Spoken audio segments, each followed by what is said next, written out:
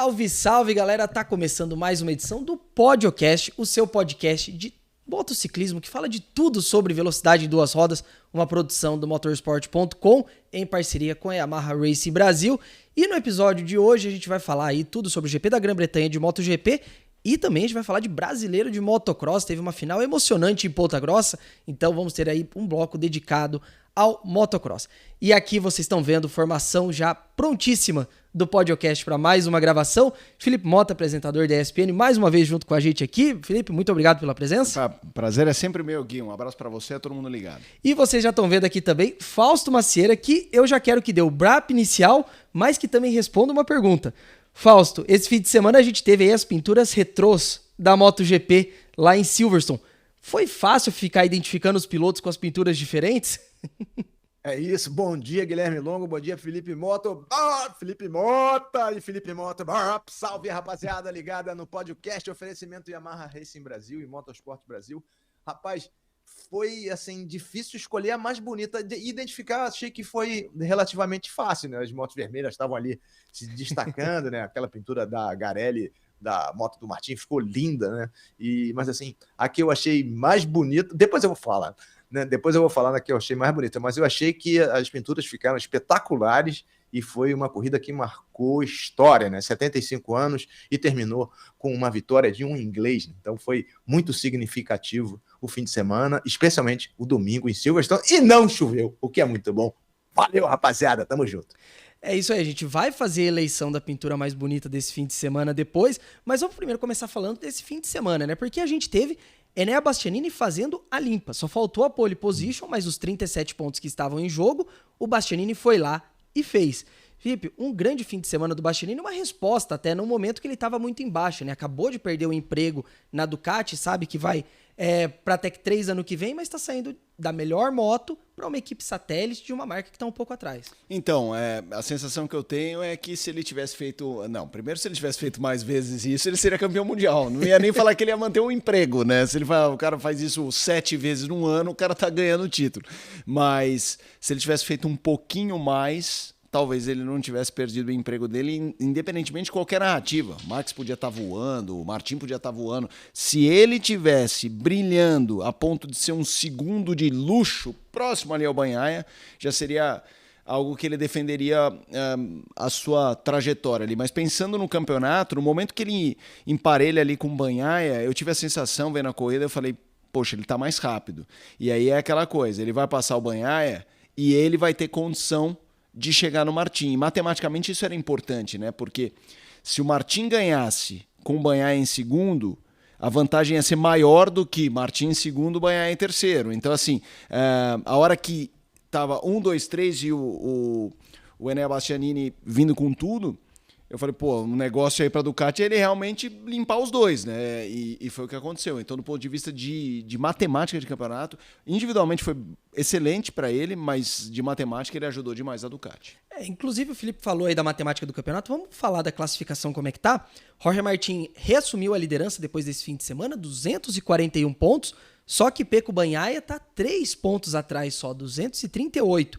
E o Bastianini agora deu uma colada muito boa, né? 192 pontos, então a gente tá falando aí de 49 pontos de distância para Jorge Martin. Fausto, vendo o fim de semana do Bastianini, essa limpa que ele fez e uma exibição de gala mesmo, andou metade da prova na 4ª posição, depois foi escalando o pelotão até assumir a liderança e dar uma boa disparada lá na frente.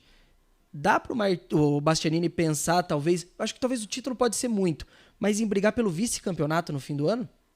Eu acho que dá, né? Assim, o Bastianini, ele é um piloto muito suave na pilotagem, então ele preserva mais os pneus. O problema dele é a classificação, né? Ele, em geral, não larga bem, e quando ele consegue uma vaga na primeira fila, como foi o caso em Silverstone, aí ele mesmo falou, se eu tiver entre os 3 primeiros no início, eu tenho uma grande chance de vencer. Ele já tinha vencido, né, na véspera, dessa mesma maneira, aproveitando a posição de primeira fila. Então, depende dele.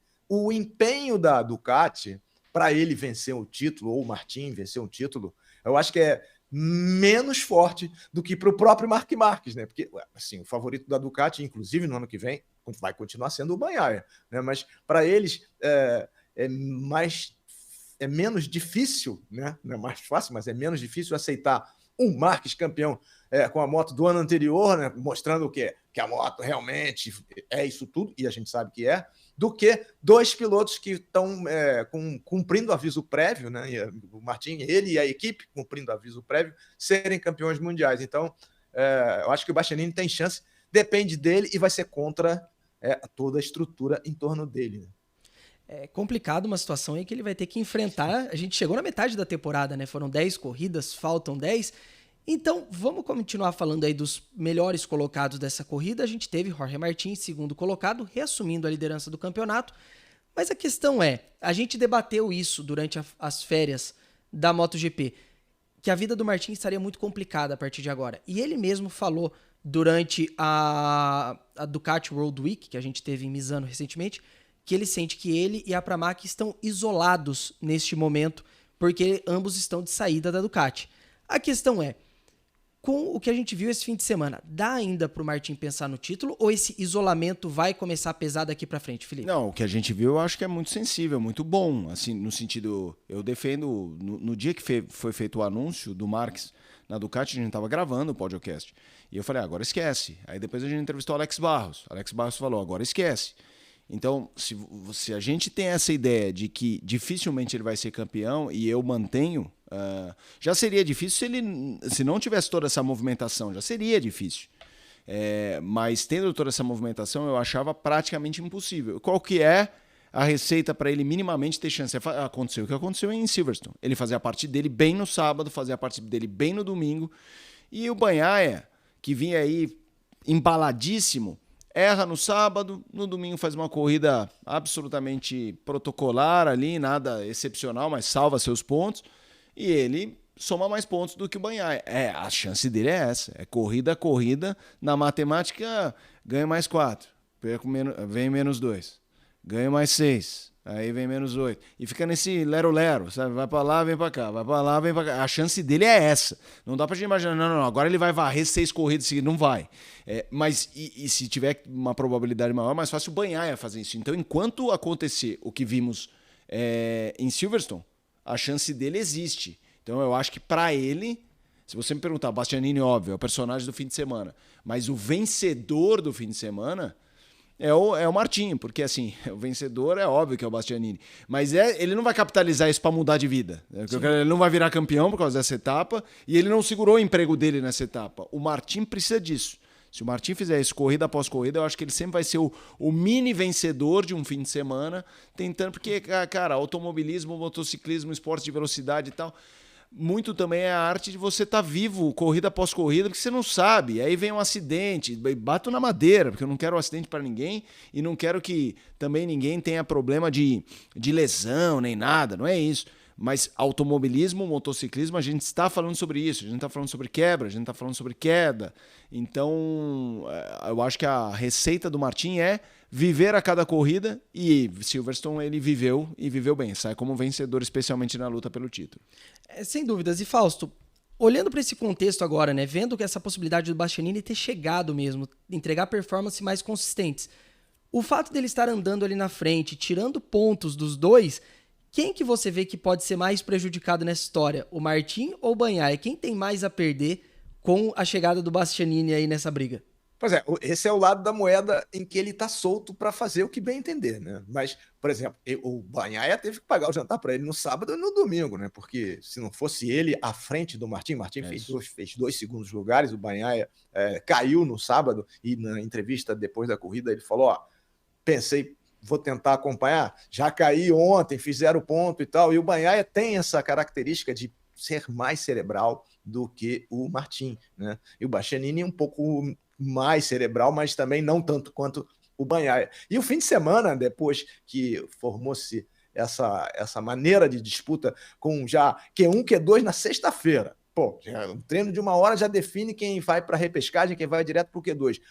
Fazendo já a definição do grid no sábado com corrida. E corrida no domingo é extremamente difícil mentalmente para os pilotos se equilibrarem ali ao longo do fim de semana. E nisso o Bagnaia leva vantagem. Leva vantagem sobre todo o grid, né, a meu ver. Então acho que o Bagnaia segue favorito e o Bastianini conscientemente não sei para onde ele tende, né? Se ele tende a dificultar alguma coisa para o Bagnaia, mas isso acredito que não vai acontecer, porque ele não quer queimar uma ponte, né? Ele é muito jovem e tudo.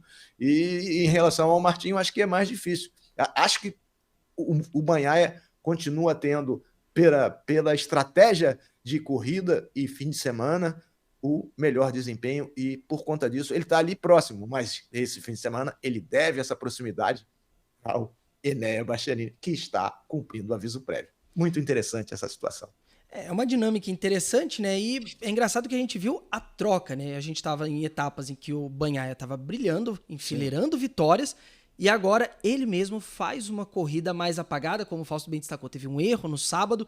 É um fim de semana meio atípico do que a gente espera do cara que tá caminhando no tricampeonato, né? Sim, mas eu acho que a gente entrou numa fase do campeonato que a gente vai ter mais corrida assim do que corrida como foi... Não vou nem falar a primeira metade, pré-férias, porque eu acho que as duas anteriores já estavam ganhando essas características, que não é longe de corridas mais chatas. A sprint esse fim de semana foi ótima e a corrida de domingo foi muito boa. Só que elas estão mais cerebrais, assim, em todas as faixas do pelotão. A gente vê o Marques numa situação diferente. Eu acho que aquela mobilidade do mercado fez todo mundo ir pro velho oeste bang bang, meu. Agora é bang bang, meu. Sabe? 3, 2, 1, puxa aí o 3/8 e pau! Porque tava valendo o futuro, Tava né? valendo tudo. Então agora o Marques, ele quer ganhar, quer. Mas ele também não quer ter uma queda e se estribuchar no chão, entendeu? E eu acho que Bagnaia e Martin, eu acho que agora tá tudo muito claro. Tanto do campeonato quanto de mercado, o que cada um tem, o que cada um está disputando. E eu acho que a nossa tendência é ver gente fazendo essa avaliação do o que representa um toque, o que representa uma queda. Pô, não é melhor ficar pianinho? Que nas primeiras 6 corridas, não, era trocação pura. Então, eu acho que a característica de Silverstone, a gente não está falando de uma pista muito difícil. Silverstone é uma pista difícil para carro. Para moto, então, tem umas sequências de curvas ali. Você fazer 20 voltas, aquela sequência de S's e tal, que na verdade não são S's, mas é aquela sequência de direita, esquerda, direita, ela exige demais. Você vai correr o risco de ficar o tempo inteiro passando ali no fio da navalha para cair. Então eu acho que essa marca de Silverstone agora é mais tendência do que exceção, o que é longe de ser ruim. Agora as pessoas estão jogando o campeonato e jogando também o que representa para cada um. Por isso que eu acho também que a gente vai ver o Bastianini crescendo mais. Porque antes ele olhava para o lado e via todo mundo, um puxa uma faca, o outro vem um nutia. Fala aí, Fausto. O cara puxa uma faca, o outro uma bazuca, aí vem um nutiaco. E agora eu acho que o pessoal vai olhar e falar, ele tá mais rápido, deixa ele ser feliz e eu vou ficar aqui pensando um pouco mais no que eu tenho para fazer, num contexto um pouco mais de médio e longo prazo. Antes não era médio e longo prazo. Tinha uma regressiva de decisões ali que eram importantes. Então eu acho que agora a gente vai ter um campeonato mais cerebral do que explosivo. Tá com o Felipe nessa, Fausto? Tô. Acho que o importante nessa primeira fase do campeonato foi marcar presença. Foi o que o Marques fez. A partir do momento que ele mesmo conseguiu o que ele queria, ele já caiu 15 vezes em 10 etapas, né? Então ele tá... E ele não tá... Ontem eu estava conversando com o Nico Ferreira lá no nosso Papo Mundo Moto, e ele fala que realmente o Marques tem problemas sérios no braço direito, então ele tem dificuldade. Então ele atingiu o objetivo dele, a obsessão dele é chegar, superar o Valentino, e se estacionou. Nessa, o Bastianini pode se dar bem, porque ele não é tão agressivo quanto os outros, né? Especialmente quanto o Martin e o Marques, mas se conseguir se classificar melhor ao longo do fim de semana, vai se dar melhor. E o que o Felipe falou dessa sequência de curvas que antecede a curva 15, que tudo mudou de nome lá, as curvas mudaram de número, não de nome, a largada foi para outro lugar, é o ponto mais rápido de ultrapassagem. Então, tem 4 curvas, e aí mão no fundo, 330 e vira para uma das muitas direitas, né? São 18 curvas, 10 curvas para a direita. Então, ali é um ponto difícil. E a próxima pista que vem aí é a pista da Áustria, onde os motores falam alto, né? Tem muito menos curvas, é muito menos complicada tecnicamente do que Silverstone. Acho que as Ducati vão continuar andando bem. E a terra das KTMs, que devem estar testando lá desde o mês passado, né? Então, vai ser uma corrida interessante de se assistir, mas o momento do campeonato acho que favorece quem pensa. E quem pensa melhor é o Pecco Bagnaia. Não é à toa, ele é o número 1 do mundo, perdeu a liderança circunstancialmente, eventualmente cai, eventualmente comete erros, mas vence quem erra menos. E nessa projeção, eu acho que ele tende a errar menos do que os outros, até porque os outros meio que já estão com o futuro definido, como bem apontou o Felipe Mota. Ô Fausto, eu queria continuar contigo, porque a gente viu mais um fim de semana de vitória da Ducati, tanto na sprint quanto na corrida principal. Porém, na semana passada você fez uma previsão que 50% dela se confirmou. Você falava, olho na Aprilia porque a Aprilia vem forte. E de fato a Aprilia fez a pole position. Alex Espargaró foi o mais rápido na classificação, mas isso definitivamente não se repetiu em ritmo de corrida. O que aconteceu com a Aprilia para derreter desse jeito, né? O Alex ainda consegue bons resultados, mas o Viñales lá atrás basicamente o fim de semana todo. Pois é, a Aprilia é quem está mais próximo da Ducati no momento, né? Mais próximo com uma distância considerável, né? É que está menos longe. Menos, concordo, menos longe. Eu acho que o Alex Espargaró, ele é mais normal, ele é mais constante do que o Viñales. O Viñales, quando está inspirado, vai lá e bum, né? Acerta tudo, como fez nos Estados Unidos. Mas também essa situação a qual vocês se referiram, você e o Felipe Mota, de já estar com 2025 encaminhado, modifica bastante, né, a estratégia de cada um. O importante era tiro curto, apresentar resultado para o pessoal da garagem se impressionar e definir aí os próximos passos. E o Viñales foi a mudança, a meu ver, mais surpreendente de todas do grid, né? Do Marc Marques era o que ele pretendia, mas o Viñales foi uma surpresa, porque o Alex está se aposentando, está se retirando das pistas, então ele era o candidato natural, conhece a moto e tal, mas ele é temperamental, ele ficou, acredito eu, chateado com a chegada do Jorge Martin, falou que não ia ficar na mesma equipe do Jorge Martin, e acabou não se dando muito bem nessa mudança, assim como o próprio Bastianini, né, que vai, e a exemplo, né, os dois vão para a equipe Tech 3, que vai ser a Pramac da KTM. Pô, primeiro, a KTM não é a Ducati. Então, a Pramac da KTM é uma equipe júnior, é uma equipe não sei o quê, é uma equipe muito próxima. É como se fala que a Pramac vai ser a Pramac da Yamaha, né? A Pramac em 2025 vai ser a equipe que vai ser uma extensão da equipe de fábrica da Yamaha. Mas isso tudo a gente sabe que é diplomático, isso tudo é para portas afora, né? Fecha a garagem do box, a coisa muda. Então, acho que a situação do Viñales e do Alex Espargaró, e também dos outros dois, a moto estava linda, né? A moto das Trackhouse, um bateu no outro lá, pô, assim, foi um desastre, né? Mas a Aprilia, ela é veloz, mas ela não tem a mesma saída de curva da Ducati, e compensa nas curvas, né? Por isso talvez eles tenham só as Aprilias colocaram pneu duro na dianteira, especialmente para essa frenagem lá da curva 15, para frear tudo, para tentar diminuir, porque sabe que vai perder um pouquinho que seja, mas vai perder, está perdendo nas reacelerações. E o Fausto falou aí sobre a questão da moto da Trackhouse estar muito bonita. Chegou a hora da gente fazer essa votação, né? Tivemos as pinturas retrô esse fim de semana, um show ali no domingo. Infelizmente não foram usadas no sábado, né? Pra mim podiam ter sido usadas no fim de semana todo, mas é hora da gente votar. Qual foi a pintura retrô mais bonita desse fim de semana? Felipe Mota, seu voto primeiro. Vamos lá, eu gostei muito das motos, as pretas e as brancas, né? Eu gostei muito da Aprilia e eu gostei muito de Yamaha. Achei a moto do Martin lindíssima. E eu vou ficar e me sinto muito à vontade. Eu sei que a gente está aqui no podcast com a parceria com a Yamaha. Mas pô, a gente já falou mal das motos esse ano também. Então, para ninguém falar, tá falando bem. Eu achei a moto, quando eu vi o Quartararo passando, eu achei muito bonito, porque eu gostei também do desenho do número. Sim. Assim, eu achei que o número, aquele desenho de meio de bola de bilhar, sabe? Assim, aquele número retrô, o número era retrô. A Ducati que eu achei era uma pintura bonita, mas muito parecida. Se você não tá avisado que é uma pintura retrô, você não associa. Os outras não. Você olha e fala, o que tá acontecendo aqui?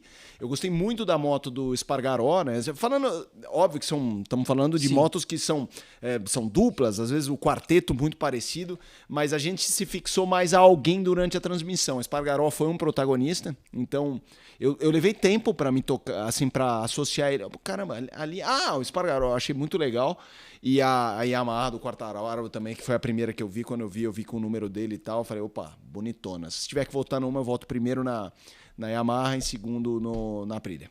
Fausto Macieira, seu voto. Pois é, eu gostei de todas, né? Eu acho que eles não lançaram no sábado porque não tinha tanta carenagem assim, né? Que foram muitas quedas, né? Foi uma pena eles não terem usado no sábado, mas o domingo acho que eles fizeram toda aquela grandiosidade. O hino foi incrível, né? Da capela. A transmissão mostrou, inclusive, né? Os repórteres da DAZN estavam vestidos temático de década de 50 também. Pois é, e o repórter campeão do mundo, né? O Paulo Espargaró lá com a Iscazum, Ruiz. Foi demais. O evento inteiro foi muito bem planejado. Eu lamentei que o público não tenha chegado, talvez ficado com medo de chuva, mas em inglês que fica com medo de chuva já não sai nem do hospital, né? É isso, da barriga, da barriga. É difícil. Achei que merecia, arquibancadas lotadas e não estavam lotadas. Mas das pinturas eu concordo bastante com o Felipe Mota quando fala da pintura da Yamaha, que homenageava o Jarno Saarinen e homenageava o Giacomo Agostini, e a 500 ela tinha... As coisas eram mais definidas. Hoje é muito difícil você identificar, é muito mais difícil identificar as motos. As 500 tinham fundo amarelo, né? As 250 fundo verde, e as 125 fundo preto, sempre com número branco, então era fácil de identificar. Hoje, as motos da VR46 eram 46 por fora, com um número por dentro. Para o narrador é um tormento, né? Então, mas eu vou na linha do que disse o Felipe, eu só inverto falando, né, porque tem essa nostalgia, foi nostalgia do tempo todo, né? Sim. Ali na corrida, e assim, aquela Aprilia preta, que era a pata negra, era a pérola negra, né, do Max Biaggi, era a moto da 250, que deu títulos ao Biaggi. A moto era demais, era feroz, o Biaggi também era feroz, acabava não ganhou o título na classe principal por causa disso, mas foi ganhar com 41 anos lá na Superbike, né? Tem 6 títulos mundiais, foi bicampeão na Superbike, mas essa moto marcou bastante nos anos 90 e tudo mais. Então eu fico com a Aprilia e com a Yamaha muito próxima ali na segunda colocação, com as referências que todas foram importantes, né? A Garelli do Jorge Martin homenageava a moto do Angel Neto, né? Ele estava com o capacete do Angel Neto, e foi até, eu estava conversando também ontem, né, com o Maurício Vieira, que faz uns quadros para mim também nostálgicos, e ele falando assim, faltou o Banhaia. Concordo com o Felipe também, que a pintura da Ducati era a pintura de 2003, não era muito retrô, né, cara? Não era, as pinturas da Honda eram dos anos 80, da KTM também bem mais atrás, e a da Honda não foi tão boa. Mas assim, se faltou, o Martin estava com o capacete do Angel Neto, queria homenagear o Angel Neto, e não conseguiu. E o Bastianini estava com o capacete do Mike Haywood, uma réplica do capacete do Mike Haywood. E então aí a gente chegou à conclusão que se o Bagnaia tivesse usado o capacete do John Surtees, né, já que estava na Inglaterra, ele poderia ter vencido, né? Porque o John Surtees tem aquela história ímpar de ter sido o único campeão de moto e de Fórmula 1, e a gente estava na Inglaterra. Então, acho que foi uma boa ideia. Não foi uma boa ideia do Bagnaia não homenagear alguém em inglês no casco, ou alguém significativo ou um multicampeão. No caso, né, a ideia do John Surtees era muito boa. Eu também não vou ficar no muro nessa, eu vou dar o meu voto. Eu concordo, pra mim a da Yamaha tá muito bonita, e eu gostei também, o macacão ficou muito bonito, combinou ali com as cores, com a moto, deu uma combinação legal. Uma que é uma nostalgia recente, mas que foi bonito de ver, eu gostei das motos da VR46, tendo ali toda a homenagem ao capacete do Rossi, isso pra mim foi muito legal. E uma menção rosa que eu vou fazer, uma das LCR tinha uma pintura verde da Castrol também. Sim. Eu achei muito bonito, eu achei que ficou bem legal. No geral, essa verde eu achei bonita uma também. Homenagem muito bonita. E bem que podia, né? Igual outras categorias, a NASCAR faz bastante isso. As outras categorias, os mundiais do esporte motor, podiam adotar mais essa questão das pinturas retrô. Antes da gente fechar o nosso bloco de MotoGP, Fausto, último tópico rapidinho que você postou esse fim de semana nas suas redes sociais. Aparentemente podemos ter GP da Argentina no que vem de volta. Pois é, aparentemente, né? Ontem teve mais um elemento a favor, né? No final ali da Curva Club, eu acho, já na chegada, tinha uma placa de termas do Rio Hondo, né? Que é a sede do GP da Argentina. Então, foi mais um sinal positivo. Ingressos estão sendo postos à venda para o GP da Argentina. Eles confirmaram o GP da Inglaterra em maio, que é um mês que também chove uma barbaridade, mas o calendário deve sair em setembro, talvez saia antes, né? Porque eles estão dando essas pílulas do que vai acontecer, especialmente para nós. O retorno da Argentina é muito bom, a pista é maravilhosa, dá para ir de moto, né? Aqui na América do Sul, e vamos ver, o Brasil tinha uma esperança, achava a esperança nossa para 2025 era se a Argentina não voltasse uma substituição. Ela voltando, diminui a nossa esperança para o ano que vem, mas para 2026 acredito que ela esteja avançando, sei que ela está avançando, e vai ser muito bom rever as corridas na Argentina, torcendo para que isso aconteça, porque foram postos à venda ingressos, né, para esse ano, não teve corrida, há uma divergência em relação à devolução do valor dos ingressos, ou valer para o ano que vem. Houve ingressos postos à venda no Cazaquistão, houve ingressos postos à venda na Índia, e as corridas acabaram não se realizando. Isso já gera uma série de contratempos que eu espero que não aconteçam e não impeçam o retorno dessa pista maravilhosa que é Termas do Rio Hondo ao calendário de 2025. É isso aí, minha gente. Falamos bastante de MotoGP, mas nessa edição do podcast a gente tem que falar bastante também de motocross, para felicidade de Fausto Macieira, já tá até esfregando as mãos aqui, porque nesse fim de semana a gente teve a grande final do Brasileiro de Motocross, que coroou aí um mega nome do motocross brasileiro, Fabinho Santos, conquistando o hexacampeonato do Brasileiro de Motocross, 3 títulos na MX2 e agora o 3º título na MX1. E antes da gente entrar no debate, tem um videozinho aí com a comemoração do título do Fabinho e também uma breve declaração dele aqui pro podcast. Confere aí.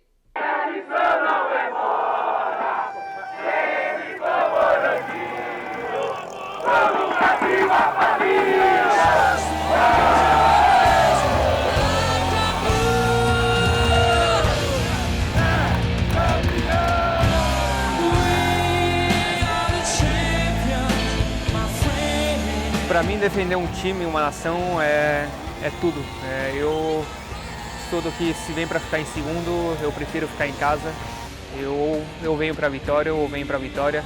Eu treino minha vida toda, me dedico 100%, abro mão da minha vida pessoal, da minha vida social, enfim, tudo que eu faço é dedicado ao esporte. Então, quando eu venho para a pista, eu venho para a corrida, é para dar meu 100% e buscar o melhor resultado possível. Sou o Fábio Santos e sou o hexacampeão brasileiro. É isso aí, minha gente. Essa foi a comemoração de Fabinho Santos, agora hexacampeão brasileiro de motocross. Fausto, a gente vai falar do brasileiro de motocross como um todo, mas vamos começar focando na classe principal, MX1, que teve aí o Fabinho hexacampeão e o Stefan Rubini como vice-campeão. Uma grande disputa esse ano, hein? Uma disputa espetacular e a final foi sensacional. Eu vi os acessos nas redes sociais, 160 mil assistiram a final pelas redes sociais, fora o público. A pista de Ponta Grossa estava muito bem feita, não teve poeira e o pega foi incrível. E o Fabinho, suou muito para chegar a esse título, inclusive na final ele tinha 8 pontos de vantagem, mas o Rubini, ele é tricampeão francês, vice-campeão europeu, vários estrangeiros correndo no Brasil, o que para mim eu acho muito bom, né? Porque os nossos aprendem com cada curva, com cada treino. E o Fabinho largou na ponta, na primeira bateria, pum, caiu na corrida 1. Aí foi lá para 10º e veio buscando tal, e o Rubinho estava na frente dele. Ele tinha 8 pontos, a diferença a cada. Parecia a MotoGP, né? Tá diminuindo e tal. E ele conseguiu ultrapassar, conseguiu voltar, aí ele abriu uma vantagem que garantiria o título, era só chegar na frente do Rubinho, chegar em 5º, independente do resultado do francês, e ele novamente largou na segunda colocação. O Jetro Salazar, o equatoriano, andou muito bem também. Carlos Campano, campeão mundial, andou uma barbaridade também. Tinha os escudeiros, né? Porque a equipe Yamaha tinha os seus pilotos, né, participando, e também a equipe Honda brigando ali e trazendo pilotos para fazer um jogo de equipe. E o Fabinho largou em segundo e ele tinha caído na corrida 1. Na segunda corrida, ele deu uma atravessada na primeira volta. Eu falei, assim, ele não caiu, não, porque é um exímio piloto. Se fosse eu, já tinha caído muito antes.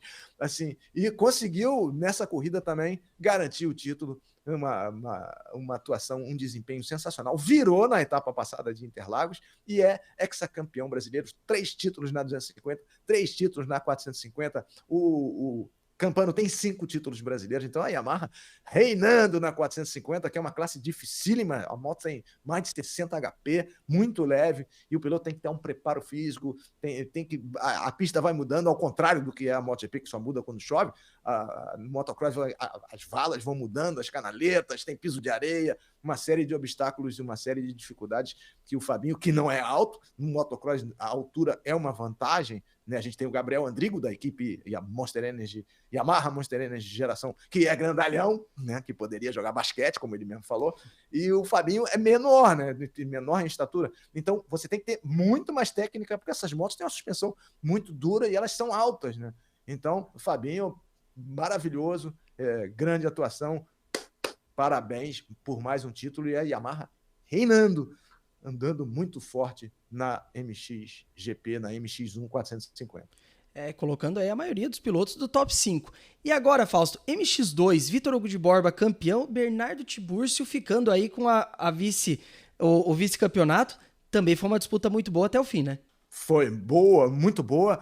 Também houve um revés pro Tiburcio, né, que ele teve um pneu furado na etapa lá de Interlagos, que valia 2 etapas, então isso foi difícil para ele buscar, mas o Matheus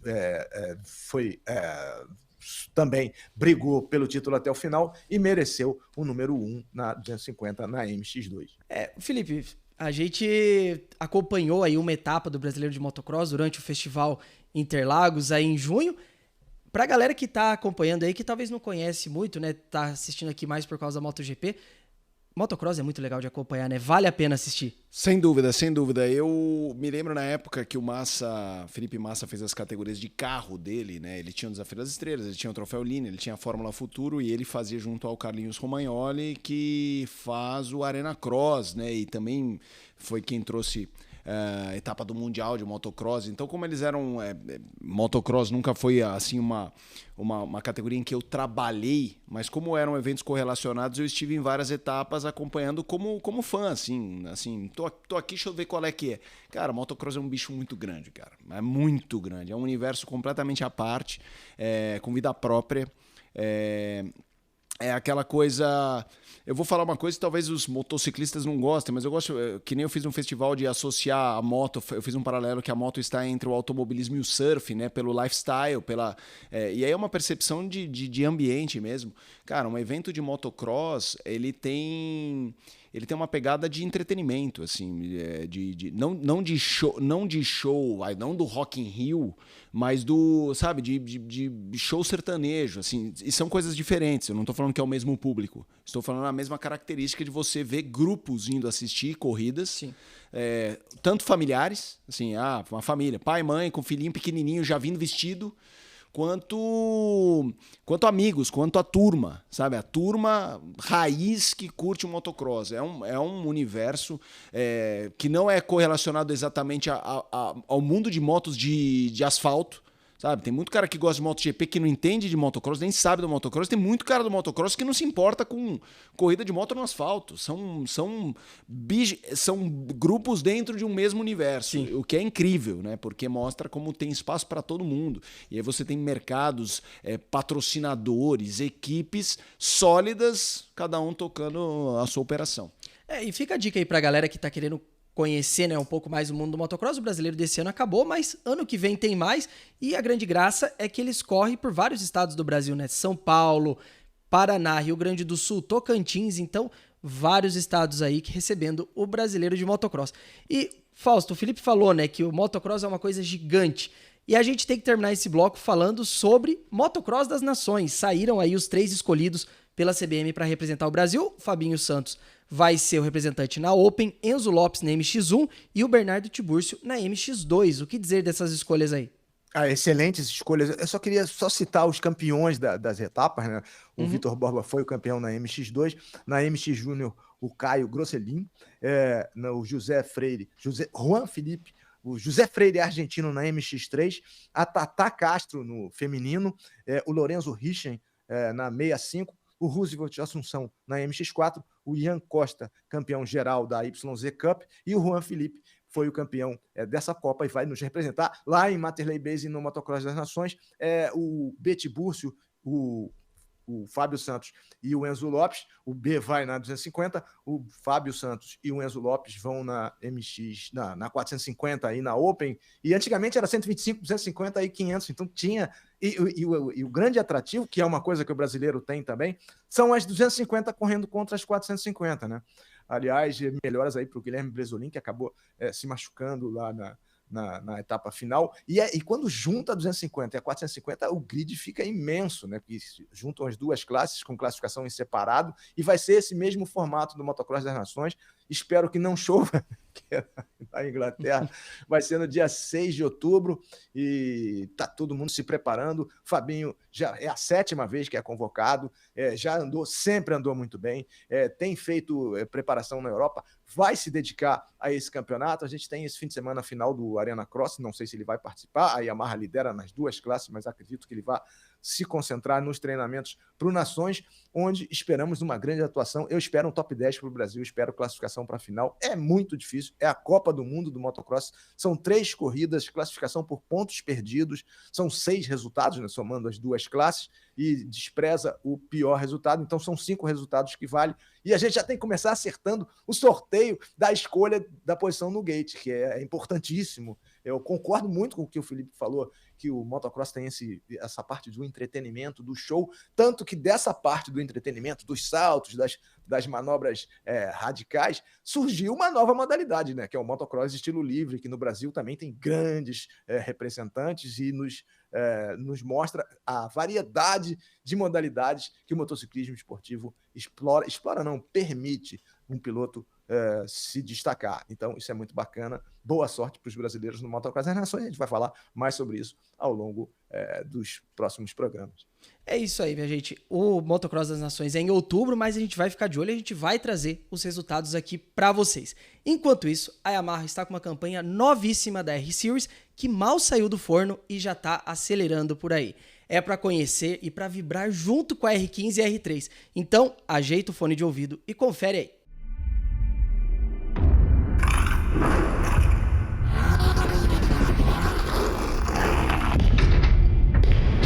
Com um segundo, chegamos onde? Imaginamos uma vida inteira.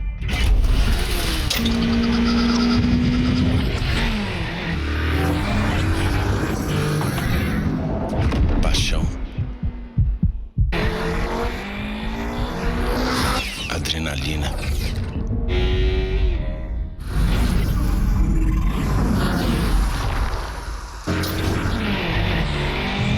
Um segundo vale uma distância. Para alguns, muito pouco. Para outros, o suficiente. Vá de R-Series, vá de moto, vá de Yamaha. É isso aí, minha gente. E agora a gente vai para uma situação inédita aqui no podcast. Faz, 6 meses que nós estamos no ar, sempre falando das 2 rodas, mas eu vou trazer uma pauta inédita aqui. A gente vai falar agora de 4 rodas também. Sim, vamos falar de carros aqui no podcast. E eu vou explicar para vocês por quê. A Yamaha anunciou que vai participar da Fórmula E a partir da próxima temporada, uma parceria com a Lola, aquela marca icônica que todo mundo que acompanha esporte a motor conhece. E a equipe que vai receber esse trem de força da Lola e da Yamaha é a Abit, que vai ter como piloto na próxima temporada Lucas de Grassi. E a gente recebeu o Lucas de Grassi aqui no nosso estúdio na semana passada e ele falou um pouquinho dessa parceria, como é que estão sendo esses trabalhos. Então, dá uma olhada aí. Sim, a gente acabou de anunciar, né, esse novo projeto, que quando eu assinei com a Abit no ano passado, a gente já tinha a intenção de trocar o trem de força da Mahindra. Na época era pelo trem de força da Porsche, que estava melhor encaminhado. Acabou dando errado no meio do caminho. E a Lola Yamaha estava bem encaminhada para ir ser o powertrain da McLaren. E daí no final deu errado também. Então, por uma coincidência aí do destino... Um precisava de um... Um precisava de um, o outro precisava de uma equipe e acabou se juntando. Então houve uma aquisição, uma fusão entre as equipes, entre a Abit, a Lola e a Yamaha. E agora é uma equipe nova, a Abit, Lola e Yamaha, que vai fazer o trem de força do zero nessa temporada 11, que é a geração 3.5, né, a geração 3 com update. Inclusive a gente vai falar sobre isso, que é o que vai mais fazer diferença, ou o update que mais fez diferença de toda a minha carreira, que eu já pilotei um Fórmula, é a opção de ter 4x4. Então, esse ano agora vai ser 4x4 na classificação, o carro, e uma outra série de updates que a gente vai ter para essa geração 3.5. Então, a Abt Lola Yamaha vai fazer o motor para agora 3.5, temporada 11 e 12, já visando fazer um carro completamente novo para a geração 4, que é na temporada 13. Lucas, sempre um prazer conversar contigo.